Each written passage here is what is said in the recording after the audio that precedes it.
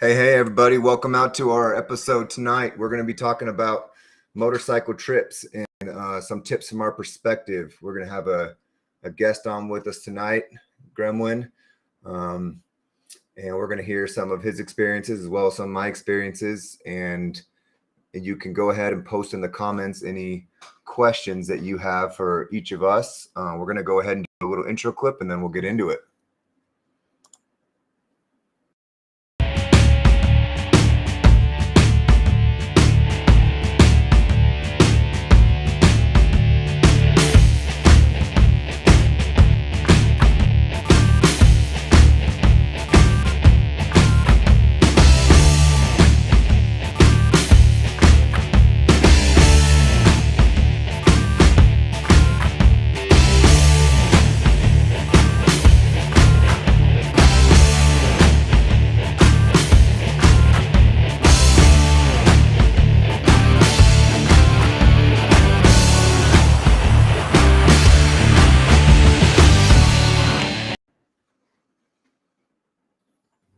All right, everybody, we got Gremlin here with us. How's it going, Grim? Good, man. Thanks for having me. I like that that music you got in the beginning. Yeah, It's got a nice bass line, some good power chords. Kind of yeah, gets it's the nice. mood set up real nice. Get you all amped up. Makes you want to get on your motorcycle and ride, right? Mm-hmm. How's that course treating Exactly. you? Well, Cheers. it's course. Can't go wrong. Cheers, brother. Glad to be here. Yeah, We've been so on a ton of we've known each other forever, right? yeah, For a real long time. we have, and we've been on a lot of motorcycle rides together. Yeah. Many miles spent, many ups and downs and middles, but we're here for all of it. Yeah, for sure. Yeah, what was our let's see, our first trip we did together was to Yellowstone National Park, right? Yeah, dude, that was when I think the club had only been established for a few months. And like, this is quintessentially like what I've always dreamed of, was to get out with a group and ride and check out the countryside. And before that point, believe it or not, I never been to Yellowstone. So when you guys were gracious enough to invite me along, I was all about that. I It was a learning experience. There's a lot of things I probably wouldn't do again. And I feel like I learned something new every single trip, but that was a phenomenal trip, honestly. It kind of opened my eyes up to what friendship and brotherhood could look like. At the time, I don't think I had a real full concept of it, but it gave me at least an idea about it. What year was that? Was 2017, Yeah, wasn't that it? was the summer of 2017. Yeah. Yep. Man, what good memories. Yeah, so we're going to talk about a couple things on this episode. We're going to talk about preparation for trips, and we're going to talk about some elements that make trips successful, and also some elements that can completely ruin your trip or ruin the vibes of the trip, right? But before we get into that, Graham, do you feel like motorcycle trips are worth it? Oh, hell yeah. Like, without question, some of my most treasured memories in life, so that I'm setting up a high pedestal, are from motorcycle trips with my best friends and brothers. Some of those experiences, good and bad, I wouldn't trade for anything in the world. Um, they're a big element of what we're all about. When we ride our motorcycles and we go on adventures together. So Yeah, yeah. I feel the same way. The brotherhood that you have when you're riding, across state lines with your brothers, and you're just pounding pavement, and you're pretty much riding all day long, and you're stopping, and you're seeing some really cool stuff along the way. I mean, there's nothing better. I would agree with you, and I think it makes it worth the amount of time and energy, and also, what money you're spending to go on the trip, right? Because it's, there is a cost with it, and that includes taking time off work, and that includes, getting your supplies and getting ready to go on the trip, as well as food and gas for the trip, right, and lodging. So That got me thinking of something. So that's like a big thing to factor in, right? For any vacation or trip, there's going to be a cost. But what's awesome about motorcycle trips is they can be either as cheap or as expensive as you want, depending on what level of comfort you're good with for given trip. And I think that's something that is incredible is like no matter what your income level is, you plan out a trip, pretty much almost everybody is going to be able to make it and share those memories with each other. Yeah. Hey, I just wanted to welcome out Scooby. If you have any questions, go ahead and shoot Graham and I messages. So, no, I agree. So we've been on both sides of that trip, right? We've been on ones where we've, Mm-hmm. spent a little bit more dough, and we've, especially ones that we bring the wives with us, and we get some fancy Airbnbs or some hotel Mm-hmm. rooms. Go out to eat a little bit nicer. Do you have a preference on what type of trip, that you enjoy more going on? Yeah, honestly, if I had to pick, I'd probably do a mixture of both. And I'll tell you why. So, like you said, you have your nice, bougie, nice trips where you got Airbnb and everything. And then you have your trips where you're basically just staying on the side of truck stops and sleeping by your bike. I think both can offer incredible experiences.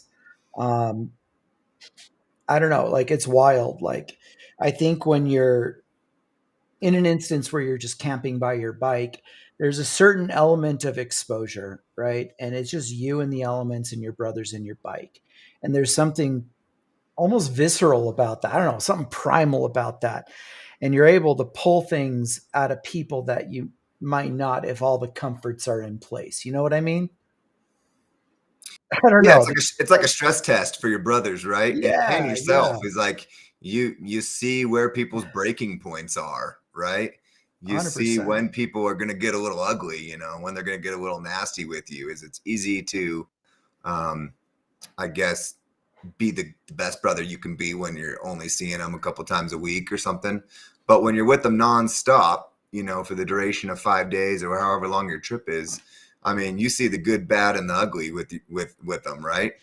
Oh yeah, like without question. I mean, that's so there's a lot of a reasoning by why motorcycle clubs do certain things, and you'll notice that a lot of motorcycle clubs, ours included, will invite prospects and hangarounds out on some motorcycle cross day trips.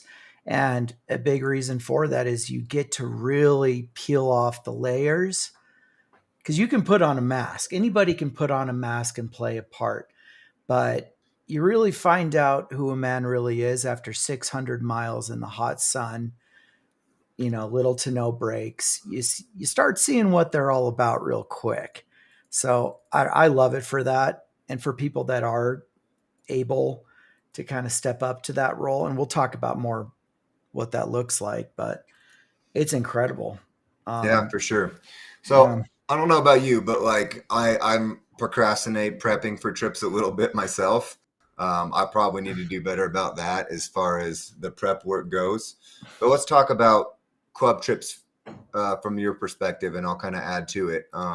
What are sure. some things that you do, brother, to get ready for when we're going to go on a club trip together, or you're getting ready to go on a ride, or take your motorcycle out camping? So unfortunately, we're two peas in a pod in that we're like the worst procrastinators ever. We're similar in that regard, but I've tried to get better over the years because there's been years where I've forgotten things, and that's kind of how I learn from shit. Is I'll just make mistakes, so I'll try and auto regulate in the future. That's the only thing that's probably kept me alive is that I sometimes learn from my mistakes. So if I'm doing my best, what I'll do and what we'll have our road captain usually do, or whoever's leading the ride. It's not always a road captain. Sometimes just a small group of brothers and friends. You put out a list of essentials, things that are absolutely needed, without question, no debate that you're going to need. And I usually will refer to those lists. And at the very least, even with my procrastinating, I try to get that done at least 48 hours before the trip. Um, that way, I have time to let it run through my head if I've forgotten anything for whatever reason. But if you do it at least 48 hours before your trip, have all your shit laid out, have a checklist, you'll usually be pretty set. And that's what I find has helped me to not forget anything and to prepare. I think also like we always remember like the big thing to remember is obviously like what you're packing, right? But you got to remember you're riding on two wheels, and a lot of these motorcycles, I mean, they're not they're designed to be checked about every 5,000 miles. So a vital part for safety, and so you don't inconvenience all your brothers on the trip, is to do all your pre-checks beforehand. Um, get any maintenance that needs to be done on it. If you know that your brakes are going down and they're nearing very close to where they need to be switched, just be proactive and switch them out. Don't wait till after the trip. If you know your oil is low or any of that, top it off. Um, the worst thing I think, and you can attest to this too, I'm sure, is when you have someone coming out and maybe they procrastinated a little too much, including the bike prep, and you get them out on the ride and you find out all their shit's falling off their bike. I mean, yeah, like there's the whole like joking about Harley and stuff, but Sure. Yeah. Loctite exists, and if you just make sure everything's ratcheted down, you should be pretty good to go. Yeah. So I would also add to that. That's part of the experience sometimes on trips is dealing with those issues, right? Mm-hmm. And that's a real part of it. And I also think that that can be a brotherhood building experience when you're dealing with, problem solving on the side of the road, trying to fix brothers' bikes. But I also would agree with you that, taking that time ahead of time to minimize that is the best, route to go, right? I think the big things that I do personally for my bike checks is I probably spend more time on my bike than I spend doing everything else because, being in the Army, I'm like, I'll live, right? But Right, that's your biggest bottleneck. If you don't have a bike, you're not moving. You usually can find a Walmart for other shit, but if your right, bike's or down, gas you're stations. I can eat gas station food. I can get, Mhm. most of my supplies places, but um, I do check my tires, before I go. I make sure that I have enough tread on my tires. I do check my brakes, and I do make sure that my fluids are topped off. And I go around my bike and I start, with some Allen wrenches and just making sure that stuff's tight, right? Yeah. Those are the things that I do have, and I think with that is making sure that I have, the proper set of tools for my bike personally, to be able to handle some, common things that might happen with my bike. So personally, I have a little Harley toolkit that I keep in my saddlebag, that has all the standard size wrenches and everything for my Harley. That's phenomenal advice, dude. And real quick, I want to read Kenny Knapp put up the funniest comment. He said, "Lies. We all know checks are done during the ride, halfway through when your bike breaks down on a rainstorm." And oh my God, isn't that the truth, man? Hey, and we've been there, Oh, right? And this is we some of the have. reason why we're We giving this advice absolutely out have. in this video is because Mm, we've been in those type of situations, and like our preference is to not have to deal with that, right? yeah. Um, You can't plan for everything, but the whole idea of trip prep is like minimizing as much problematic issues as you can. You can't get rid of everything. That's impossible. That's just the nature of riding a motorcycle. If you want your whole life planned, sorry, you ride a motorcycle. You could die at any moment. So, but there is a lot of steps you can do to minimize potential problems on a trip, you know, and yeah, and those I just little want to things bring go a up long way. I want to bring up Scooby Doo's comment too, and he talks about the best night he had on the trip was when he was with a couple brothers on an iron button sleeping on the sidewalk. Hey, I've been there. I've been sleeping on the sidewalk at a rest stop, and you got people driving through all night waking you up, and but it's nothing a good bottle of whiskey can't solve most of the time. So, Cheers. Yeah. yeah, and welcome to the Um, show, Kenny. yeah. So you talked Yeah. about packing.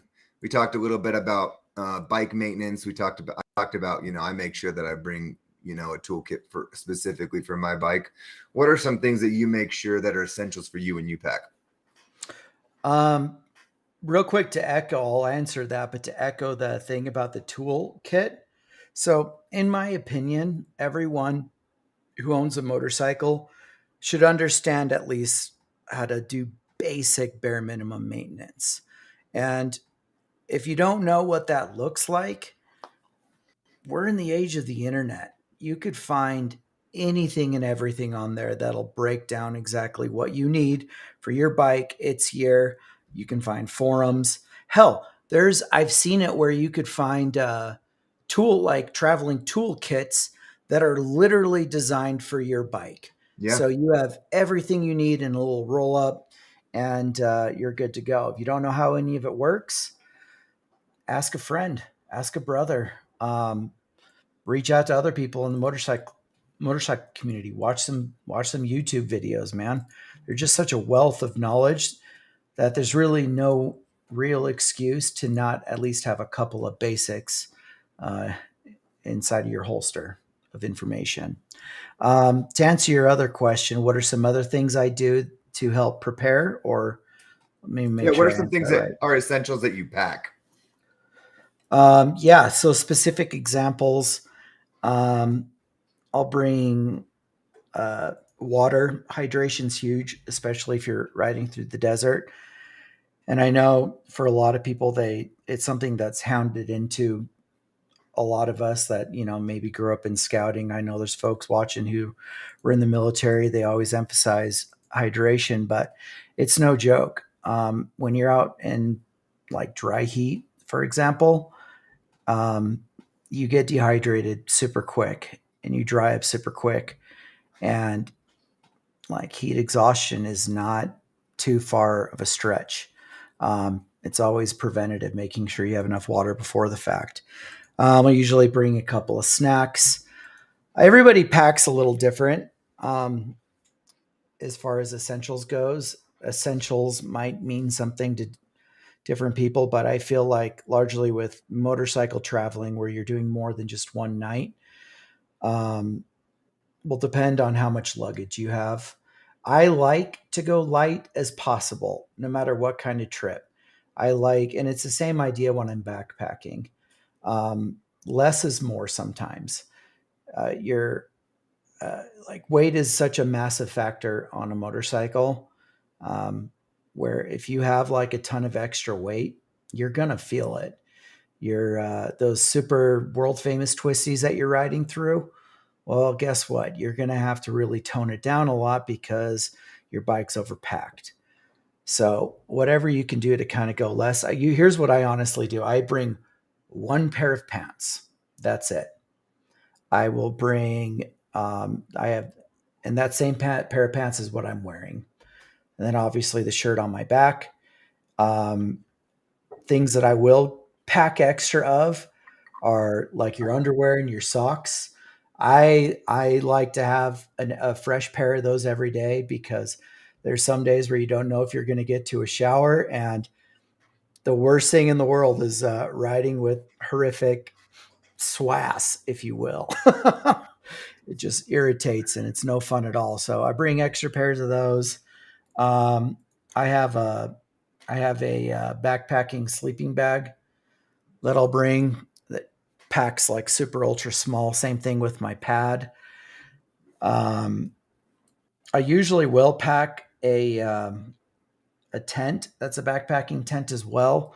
And if you're really trying to cut down on weight, what I would almost recommend is you split the weight of that tent between like 2 or 3 people, depending on how big the tent is. Because most nights, honestly, unless it's actually pouring rain, I won't sleep under a tent. And that's just because it's just one less thing to do in the morning to get back out on the road. And it's part So of the experience, right? exactly. I'm trying to think if there's anything else like a flashlight. Usually I have that on my phone, but Yeah, they I do like a try to bring a headlamp, right? headlamp. Like a Yeah. headlamp is nice when you're cruising Headlamp down is at a little night. more ideal. Yeah, because it's so much easier to find your stuff. You don't have to, And like, you hold gotta a you gotta pick flashlight. things that have like multiple purposes, right? Is like a headlamp is awesome because not only is it used at night, but like, hey, like let's say you're working at your bike at night and you need a headlamp because you're trying to use your hands while you're working on a bike. And a lamp is great. A flashlight is not so great if you're trying to, use your hands to work on a bike or something, right? So Yeah, exactly. Headlamp will go a long way. Oh, speaking of like the whole underwear socks thing, there are people that I've watched like their videos on traveling on motorcycle, and there's some people that go so hard in the paint with making their bike light that they won't even bring extra underwear or socks, which is disgusting. But what they will do instead is they'll just buy replacements at Walmart and just chuck out the old ones. And I was like, all right, that's smart. I can get behind that. Yeah, so I would agree with you. Is like pack light, right? I did the same thing. Like I think when I first started, I brought 2 pairs of jeans because I was like, what if I get caught in a rainstorm or whatever? That, but the fact is you're riding. Those are going to dry out. They're going to win. They're going to air out in the wind, right? They're going to dry Mhm. out. Exactly. I just bring Yeah. a pair of gym shorts. I bring my jeans, and I do bring extra pairs of socks and underwear, like you said, and I Yeah. bring a waterproof, windbreaker and a hoodie. And I think between those things, I'm pretty much covered as far as clothing goes. I also do bring a net gaiter, something to cover me because I'm a fair skinned dude and I don't like getting sunburned. So I I would feel say that. always bring, sunblock for guys like us, right? So Mhm. sunblock is awesome because that kind of goes with your hydration. I think when you're having fun riding your motorcycle, you often forget to hydrate because you're distracted having fun, and you often Mhm. forget to do sunscreen, and those things can make your trip miserable, right? So hydrate and use sunblock. I want to touch on something here. Let's see. Scooby Doo shows this. It says balance your weight on the bike if you're packing stuff on the sides or in bags. So I think this is a great comment. It makes me think of the Army when you're getting new privates in your unit and you're going on ruck marches, and you see these guys coming and their bags are all packed and they look like, they're all loose, and you get rucking with them and they're kind of all leaning over to the left like this as they're hiking because they got the weight, not balanced in their rucksack. Um, this is the same thing, right? Is learn how to pack your bike efficiently. Learn how to pack it tight. Learn how to minimize what you're bringing, and learn how to balance it because that will affect how your bike performs, especially in turns and other things as well. I've seen people hit mad speed wobble because their shit wasn't packed right. It's no joke. Like you could die if your stuff isn't packed correctly. So that's good. That's a good hint, Scoobs. Let's see. Jonathan says, any good recommendations for toolkits to carry in your saddlebags? I'm Oh just going to yeah. be simple. Just look on Amazon. If you have a Harley, just type in Harley toolkit, and I think they're about like $120, and there's different versions of them. That's what I would recommend. It's a lot cheaper than the Harley version. And then Kenny mentions right here that the only thing he would add is a 72-hour survival kit, which is a good idea. Oh, that brings up another point that point made me think of is first aid. Right. We never like to think about potential physical trauma that could happen as a result of a unforeseen motorcycle accident. They have phenomenal first aid kits, trauma kits on Amazon as well that you can look up, and it'll give you pretty much everything that you need. In addition to that, learn how to actually use a trauma kit. Right.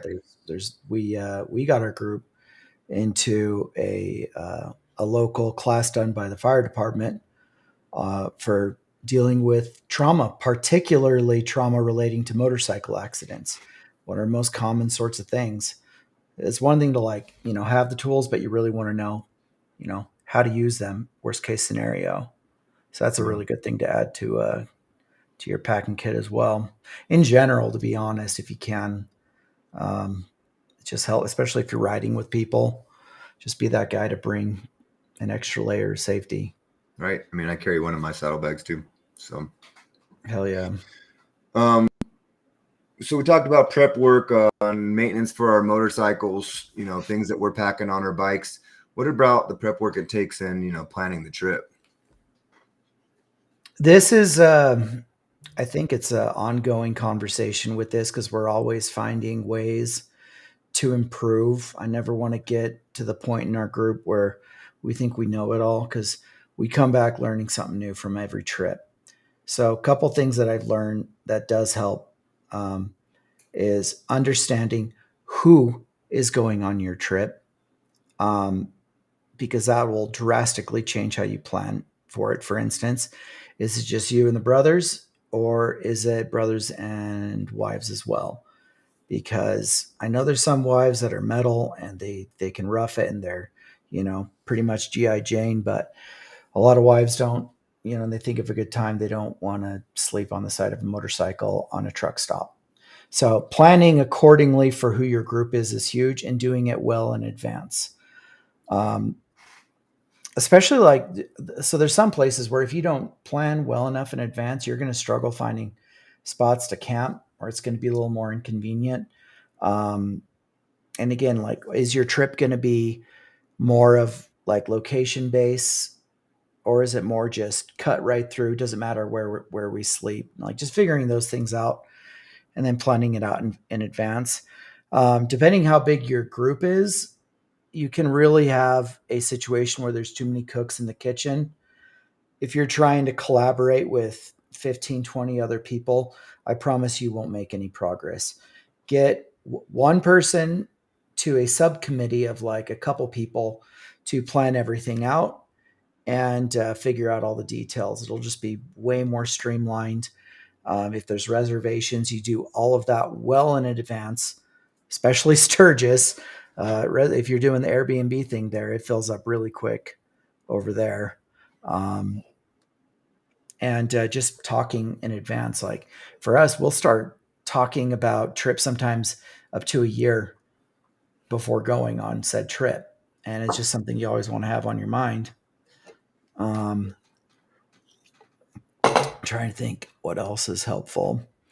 Make sure expectations are set well in advance with people. You, the planner, might know what you want or know what kind of ride it's going to be, but it doesn't mean everybody else can read your name. You might have one person who's expecting to have you know, a, uh, a super nice, comfortable trip, and then the planner might, really want to push it hard and not have a lot of downtime. So just setting expectations with people and making sure everybody's clear before it even starts. No, I agree with you on having those rough itineraries is very helpful. And Mm-hmm. once again, that's part of what the road captain is for. The road captain is basically the president on the road, right? When we're riding as a motorcycle club. And so a lot of this work is going to be on the road captain, but we just need to make sure we're doing our part to support him in his job. And I think the itinerary and knowing what the day is supposed to look like is important because of this. Is like we get so caught up in just the free spirit of riding sometime and just be like, oh, this looks fun. Let's go ride over here, which is awesome, right? But you got to keep in mind is how many hours of daylight do you have left? And yeah, it's okay to ride for a little bit at night, but like you also don't want to be getting into your rest stop or wherever you're sleeping at like 2 a.m. Right. And so I do think being mindful of like your general agenda and itinerary is important. Um, let's see. I got a comment here I want to touch on. It says, Maverick, how's it going, brother? He says, how long do you ride between stops to prevent fatigue? I would say that this is, situation dependent, right? Is, maybe on the first day you're feeling awesome and you're doing, a lot bigger stretches, right? I think this also depends on the type of bikes that are in the formation. Do you have Sportsters in the formation or bikes that have smaller gas tanks? These are all things that you need to be mindful of, on your trip. Just planning appropriate stretches. I would say that we probably average about 100-mile stretches in between rest stops. Does that sound about Mm-hmm. right, Graham? 100%. Yeah. And even if you do have a bike that can truck for 250, 270, it's still just a really good idea to stop if you can. A well planned ride should ideally be designed to keep everybody safe, get everybody home alive. And if you have brothers that are too tired, or they're maybe they got a little bit too exhausted the night before and the next day they're riding, if you're not taking enough breaks, I've seen brothers swerve on the road. There's a lot of potential really bad things that could happen. Um, so rests are good. And I think part of that, when you're riding with your brothers and you're riding in a group, is taking ownership over yourself, Mm-hmm. but also taking ownership around those around you, right? Is like if you see your brother swerving or struggling, at the next rest stop, go talk to him. Be like, hey, brother, I saw that you were, swerving. Are you doing okay? Are you tired? Do you need an energy drink? Do you need to rest for a little bit? Is be mindful of how you and yourself and your body is, interacting with the ride, and, watch out for clues for how your brothers and those that are in the group are riding, around you. Mm-hmm. Yeah, be your brother's keeper, right? That's what we're Yeah. supposed to do. If a brother, like you could have situation like this is one thing that can happen in groups of men sometimes is we're prideful shits. And sometimes if something's bothering us, we can go forever and not complain about it or talk about it. The problem with that is when that, whatever that issue is, starts to become a safety issue for everyone else. Mm-hmm. So I don't know. The ideal situation is you trust the people you're riding with. You understand they have your back. You understand that they've planned well and can make auto corrections on a moment's notice if needs be. Always better to communicate needs than to just keep your mouth shut and hope that a horrible thing doesn't happen. Yeah, so I think this kind of leaks into our next thing. We've talked about preparation, and now we've talked about, some key. We were also going to touch on some keys of a successful trip, and so I think some of that bleeds in from preparation, keys of the successful trip. And we've talked about, having plans and following through with those plans and clear communication. Um, Also looking out for your brothers, right? Uh, I think that's a key element in a successful trip is, watching out for your brothers and making sure that they're doing good, right? Yeah. What are some other elements that you feel like make for a successful motorcycle trip? So the next part that I think I want to go into is just like the mindset, like as far as contributors to a good trip, because there's a couple different elements to that mindset, and it's we're going to go into different aspects of it, but it's basically all centered around being a team player, um, not being selfish, being a helper. Um, I've seen, I don't know, maybe some of you all watching can relate, but we all have that friend or that family member that is the worst to travel with ever in the world. And I'm not just talking motorcycle trips, I'm talking in general. Like, comment if you have anybody that you know who is just the worst to travel with. And I'm curious, I bet we're going to get a similar answer. What personality aspect would you say they have that makes them a poor travel companion? I mean, speaking from my own experience, I think it kind of goes across the board, right? It's the same mentality that kids have, right? Mm-hmm. It's that complaining, that immature type personality of like, are we there yet? Complaining about every little thing. I think that kind of goes into it, is that a little bit of immaturity and selfishness is really what it comes down to, right? Is That's it, Kenny. that's how kids think, Yep. right? Is kids, Selfish. yeah, let's see, I'll show that. Kenny hits it right here too. Yep. Selfishness is that's how kids think, because they lack that maturity, and so they think about them. What are they getting out of this? What's their current situation, instead of being like, what's good for the group, right? Yeah. Like one thing you got to remember when you're riding with a group of other people is that this is not your ride.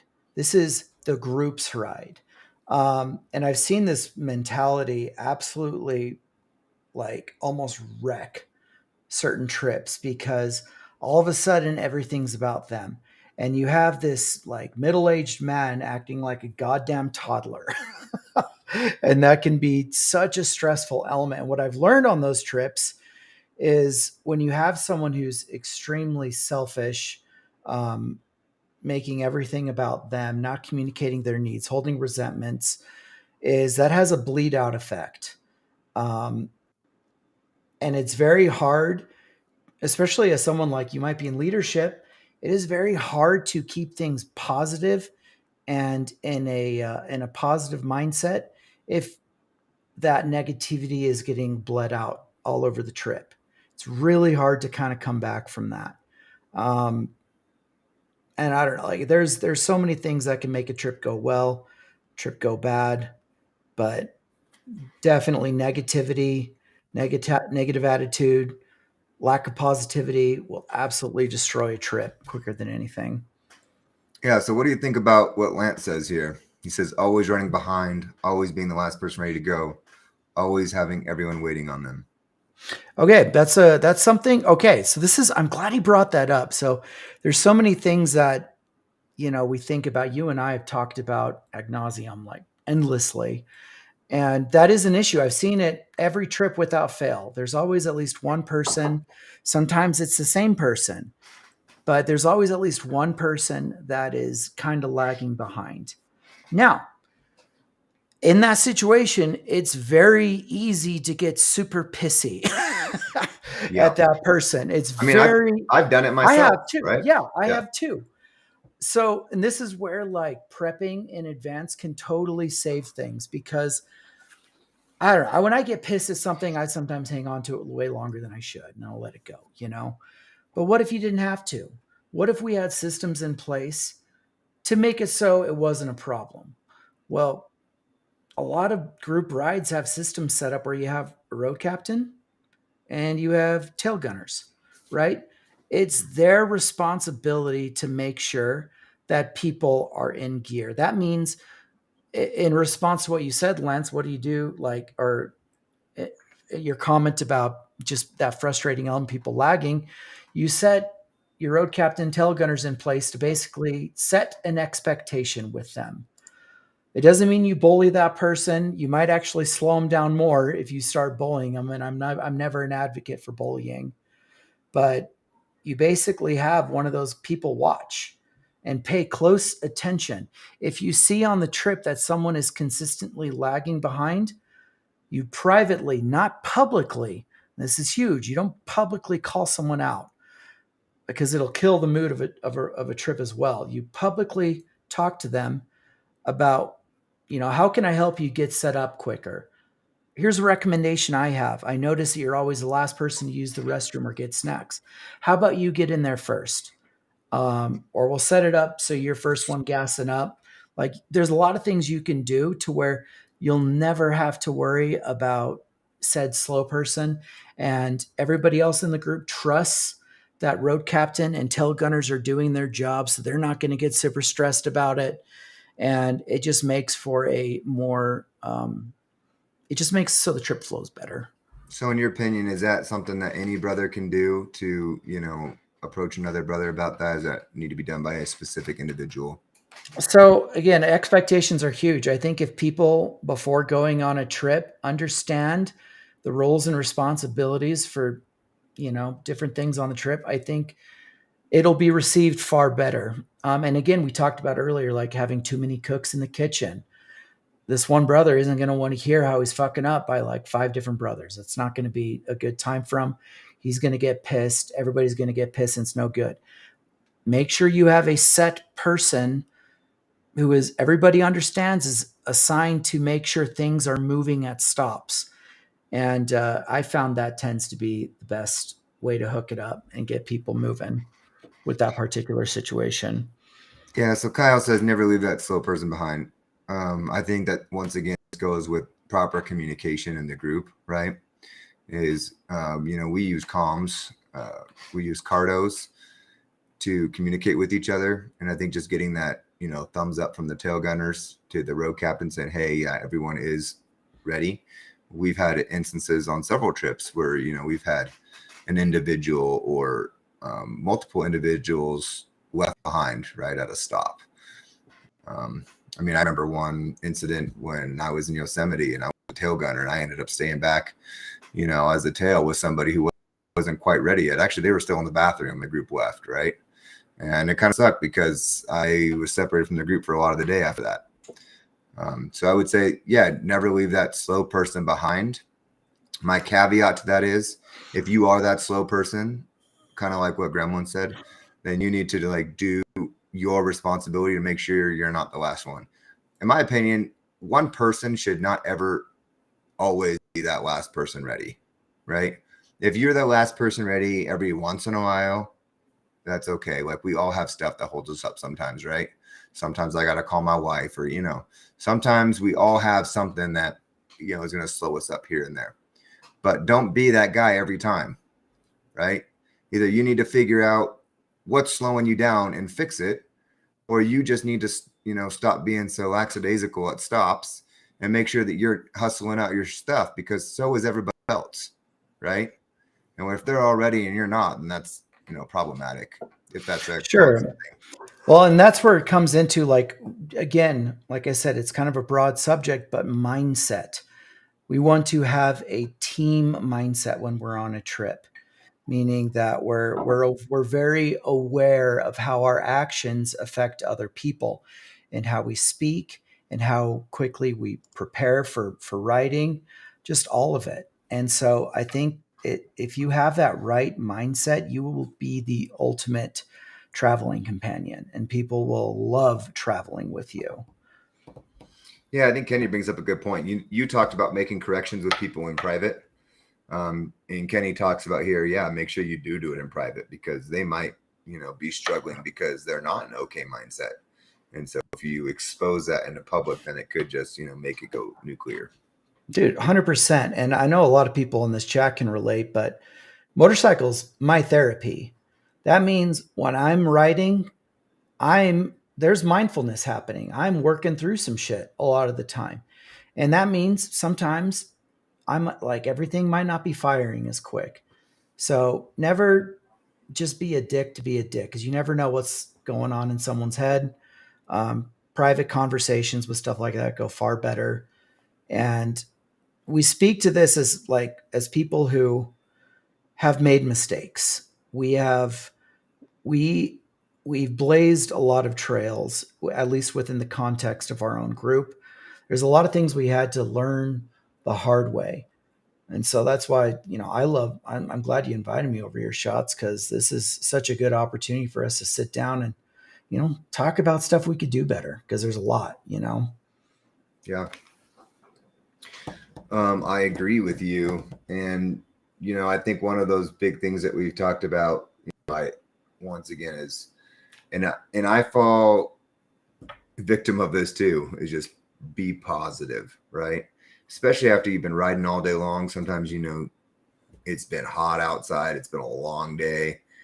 Maybe you didn't get as much sleep as you should have got the night before. Sometimes you're just irritable, and I get irritable towards the end of the day sometimes. But sometimes I just need to remind myself, hey, this is what we can just calmly work through this, and this is going to be all right, right? Everything's going to be okay. This is an awesome life I'm living right now, right? I'm on this beautiful trip, and I've seen some amazing stuff. I'm with some of my best friends and my brothers, and I just need to remember all the positive things that are going on and be positive and being like, how can I help the group, right? What are things that I can do to improve this situation? And just make sure that I'm not adding to the negativity, and I'm not adding to the problems, that I'm being a contributor, right? Yeah. I don't know. There's a time and a place for everything, right? And like I mentioned before, how sometimes when we ride, we're working through shit, It's important that when that happens, you do your darndest to not project anger or however you might be feeling onto someone else. It's easy to do sometimes, and I get it. Like, trips can be stressful. And that's, again, we talked about why we like trips, why we like taking our prospects, hang arounds out on stuff like this, is because you really get to see what that man is all about. And it kind of, like I said before, it peels off a lot of layers. Just one thing to, I guess, be aware of, mindful of, is if that's happening to you, first have the mental intelligence, the emotional intelligence to not project those things onto other people. Again, easier said than done sometimes, but if you're aware of it at that shortcoming beforehand, it could help. And help your brothers, right? Like, if I see you going down that rabbit hole, be like, hey, brother, like, sometimes everything's going to be all right, man. Like, everything's going to be cool. Like, we're just going to get to where we're at and we're going to hang out and it's going to be a great night, Right. Like, hey, I see you're being extra right now, and talk to me. I want to know what's going on. Sure. And that doesn't invite judgment. You're not, I know we might be spinning off onto something a little bit that is going more so into brotherhood, but I think it is paramount because people, I've seen it so many times where people, they might get a little extra vulnerable on a trip, and it's just stuff to be aware of. But yeah. No, I mean, I think when you talk about we might be going off a little bit on brotherhood, but I think that brotherhood is It's valuable. I think brotherhood is one of the key reasons why I go on motorcycle trips, right? Exactly. And Yeah. so I do think they go hand in hand. But I think another thing that you and I have talked about, several different times is, safety is just keeping everybody, safe as well, right? And that could mean a lot of different things, right? What are some safety things that you've seen come up on trips? Issues. So some low hanging stuff is bad planning can result in safety problems. Case in point, if you plan too many miles in a day, and I get it, we all want to be badasses, we all want to do like 800-mile days like maniacs, but there's some areas where you ride through at night, and it is teeming with every creature on Noah's Ark. And, a mouse, small rabbit, not a big deal. An antelope, a deer, that'll kill someone.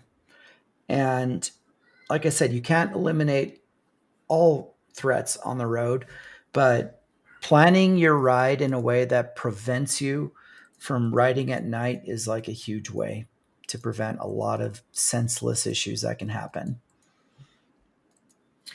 Yeah, and so I agree with you, right? That's a huge thing is time constraints. I talked about that a little bit earlier, right? Is be aware of how much daylight you have left in the day and how much time it's going to take you to get somewhere. We when we ride in our groups, we ride in formation, right? Mm-hmm. Typically, we're riding in, a tandem formation or side by side or handlebars to handlebars, right?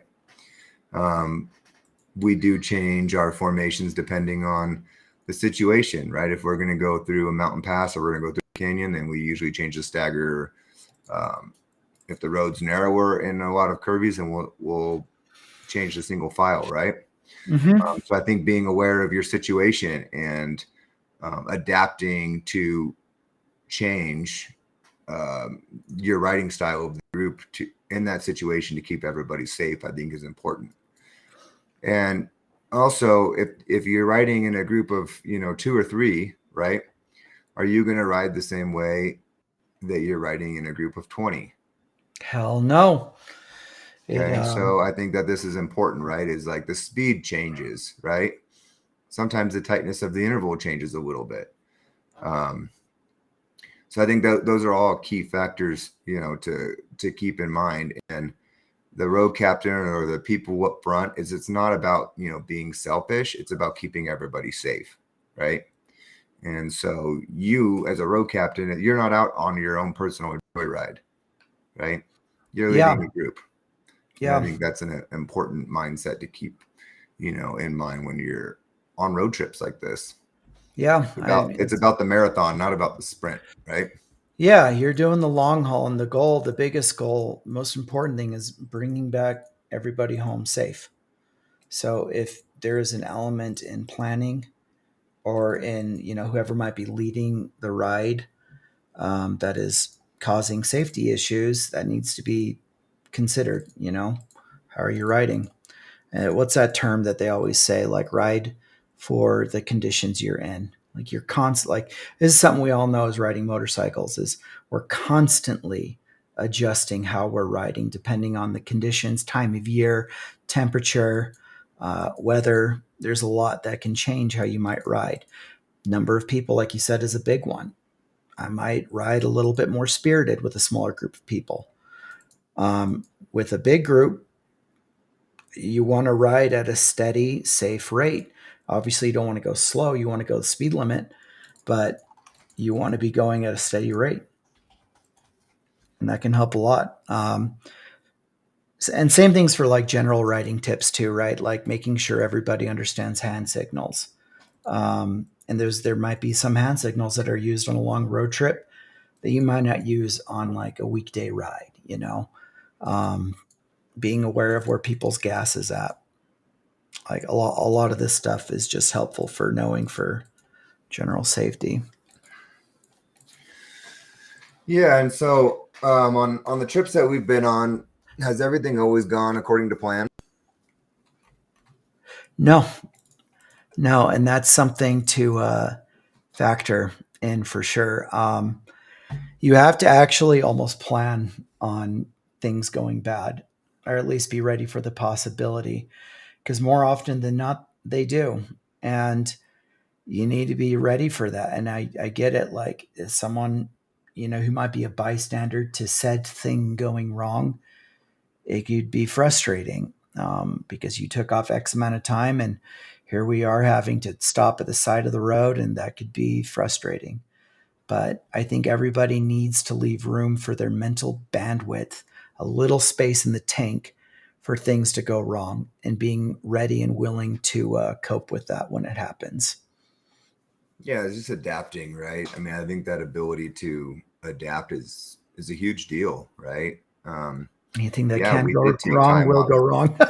Yeah, Murphy's Law. Okay, just yeah. But yeah, Murphy's Law, right? If something can go wrong, it will go wrong. And that's a pretty good example of that, right? And I think I've never been on a trip with a lot of brothers that there hasn't been something that's gone wrong, right? Or multiple things that go wrong. Or, I'm waiting on the side of the road till 1 a.m. waiting for brothers to come back, with a truck and trailer that we got to get a brother's bike on, right? So it's just that willingness to adapt. And I would say, yes, you do all that prep work ahead of time to make sure those things don't happen.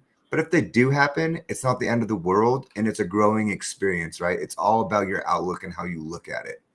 Is you can say, oh man, this is the worst thing ever, and I hate this trip, and this is a waste of my time, and I can't believe I took work off of this, and I just wasted my money. You can look at it that way, right? Or yeah, you can look at it and be like, man, that was a crazy night. And yeah, we froze our butts off and that was a great time. We were out there in the middle of the night, just, messing around, waiting. It's all about your outlook. And yeah.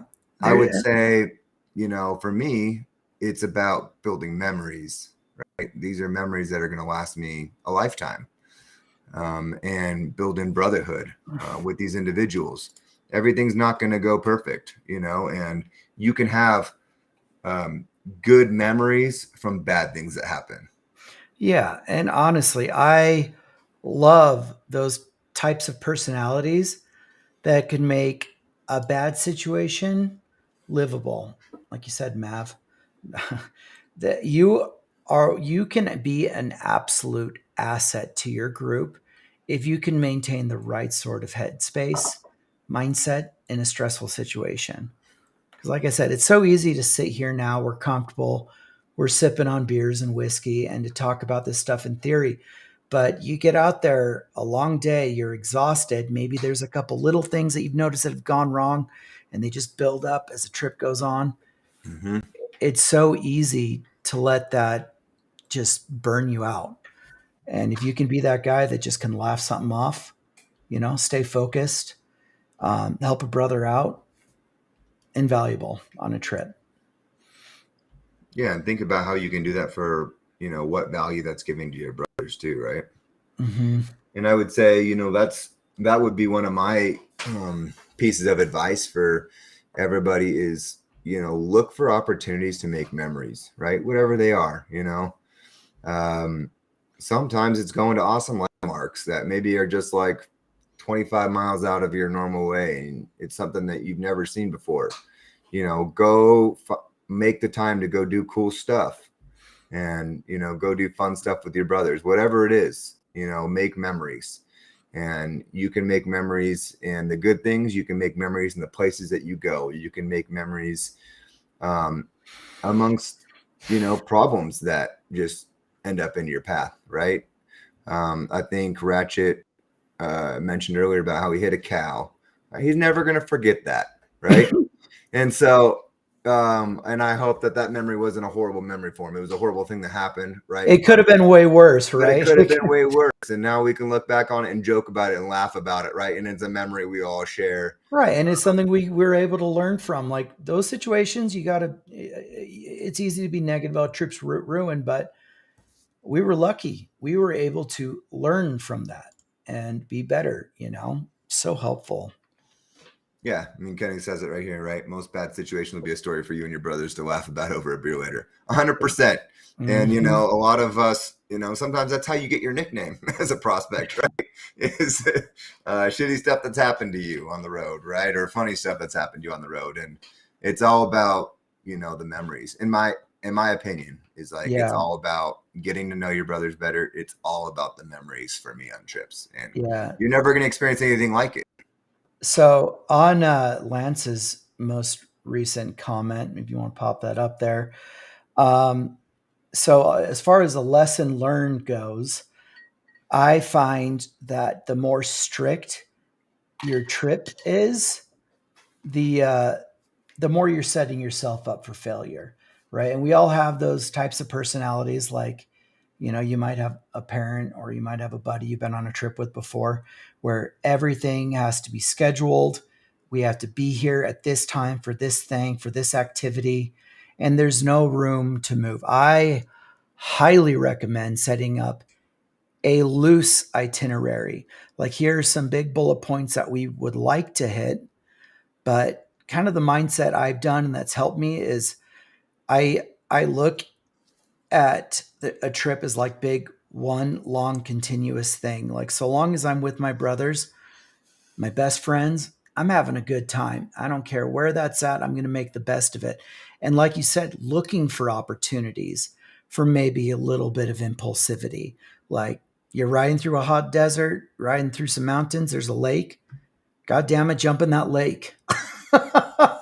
Do it every time you might be late to your scheduled dinner appointment. You might have to cancel reservations with someplace you might have set for dinner or change a location. Like, that kind of stuff is what will stick with you far longer than, oh, we were able to hit all our times and we're able to see all the stupid landmarks, which we have the rest of our lives to see. Yeah, go ride dirt roads for miles to find hot springs that aren't there. Like, Yeah. Get off you the gotta beaten gotta path. do it. Talk to So some locals, man. Like, I don't know. There's so much fun to be had outside of the box that is a specific itinerary, and just be open to that. And we call that rolling with the punches. That kind of personality is going to have a much more enjoyable trip, in my opinion. yeah, so trips can be a lot of fun, right? And we often enjoy ourselves at night with partying and a lot of times drinking, right? We have guys in our club who don't drink as well, but we often do indulge in drinking and having some nice, finding a cool place, a cool diner to go eat some good grub at, right? Mm-hmm. And so I think my other comment is this: is like, have the fun, right? But know your limits. And I know that I've been victim to this problem too, right? Is like overindulging with the liquor because I am just loving hanging out with my brothers and I just don't have a care in the world. But man, oh man, I can tell you, riding hungover for 500 miles the next day sucks, right? It Yeah. sucks. And it's unsafe, right? Like, and if you're depending on dehydrated how or much you drink tired, the night before, it's not safe, right? yeah. And so I would say know your limits. It's like, have fun, but know your limits. And also, like, I would say the same thing with sleep and rest, right? Is like, if you are up till 6 a.m. and you guys are leaving at 7, that's not a safe thing for you to be at either, because riding can be very, can fatigue your body, right, pretty easily, right? And so I would make sure that you're getting some type of rest, right? However that is, even if it's just relaxing more at night, but make sure that you are in the right place, mentally and physically, to be riding the next day and know what you're doing. Now, if you're going to be having a more chill day, and you guys are just going to be hanging around town and, visit some of the local spots, then yeah, rip it up the night before and have fun. If you have the ability to sleep in the next day, do it. If you guys are going to be up, at 7 a.m. and you guys are hitting a 600-mile day, be mindful of the agenda, right? Yeah, like think about it like this.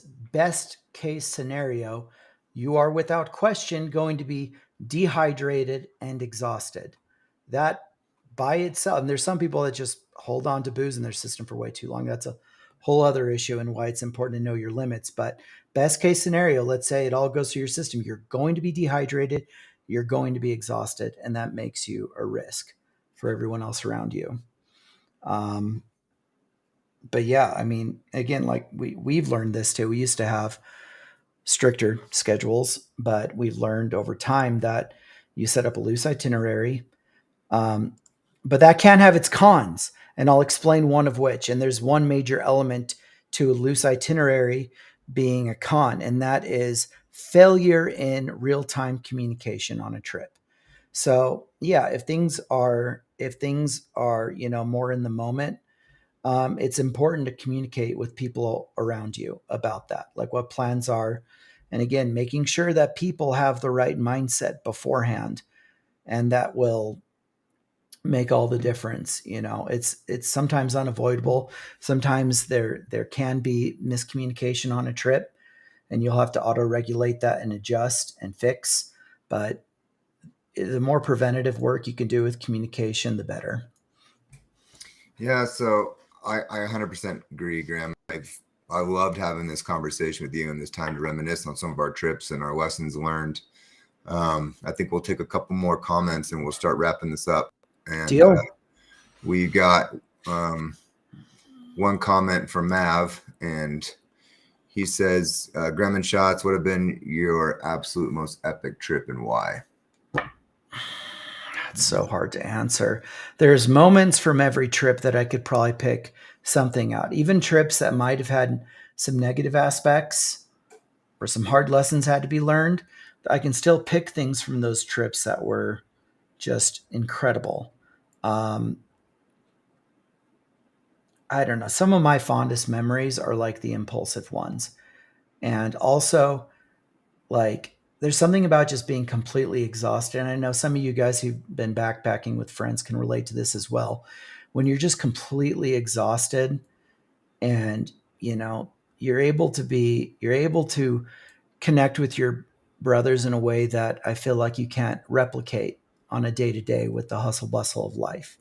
And so for me, those are some of my best memories is some of the impulsive adventures and the long conversations, just how to be better men.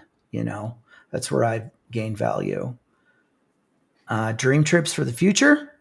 Well, maybe I'll let you answer that. Shots answer, Matt, because it's a good question. Yeah, no, I think I'm in the same boat as you, brother, that I think it's hard for me to put my finger on it because they all have different aspects of it that are awesome. I think Yosemite and Sturgis were probably my favorite destinations, right? Yeah, as far as And quality of roads as and far as quality of roads and through the roof. what you're viewing and what you're seeing, right?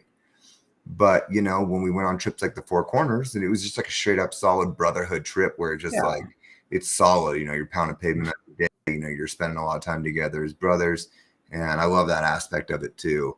And so I don't think I actually have like a favorite trip, but I do know my whys is what make trips my favorite for me.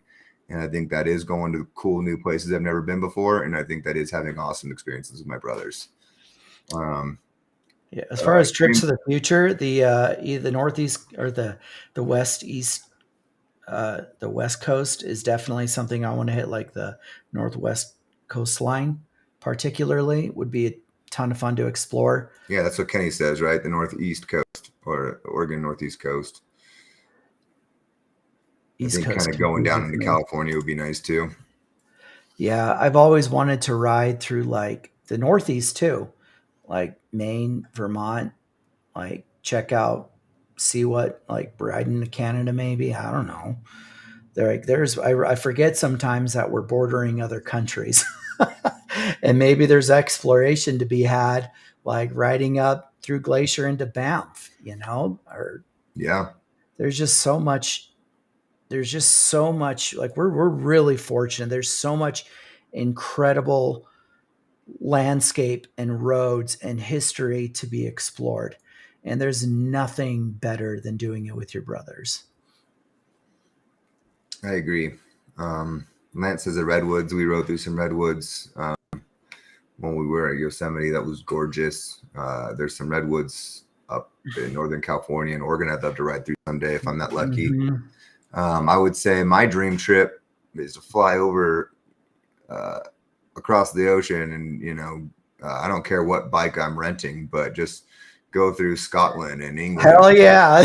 Cruise around and check out some castles. And I think just to do what I love, but do it in a completely different atmosphere, I think would be awesome. That's a big I would love to plan on doing that, especially with some of for my brothers, is having that experience where you're just cruising through some castle areas and some beautiful coastline.